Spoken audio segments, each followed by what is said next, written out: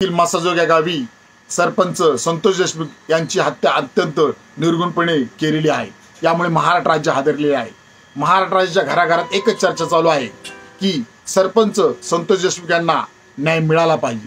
परंतु बीड जिल्ह्यातील काही नेते म्हणत आहेत की बीड जिल्ह्याची परिस्थिती ही बिहारसारखी झालेली आहे। मी त्यांना सांगू इच्छितो की बीड जिल्ह्याची परिस्थिती गुंडांनी अफगाणिस्तानसारखी केलेली आहे असं म्हणणं वावगं ठरणार नाही। परंतु ज्यावेळेस संतोष देशमुख यांचा खून झाला त्यानंतर 2-3 दिवसांनी वाल्मिक कराड यांच्यावर खंडणीचा गुन्हा दाखल करण्यात आला। परंतु हेच वाल्मिक कराड मध्यंतरी फरार झाले होते। नंतर ते 20-22 दिवसानंतर पुण्यातील CID ऑफिस मध्ये जाऊन त्यांनी सरेंडर केलं। ही बाब अत्यंत संशयास्पद आहे।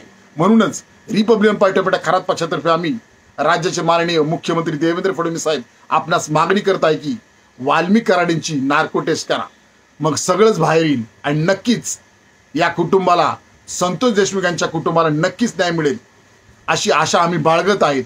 त्यामुळे आम्ही मागणी करत आहे की लवकरात लवकर वाल्मिक कराड यांची नार्को टेस्ट करा।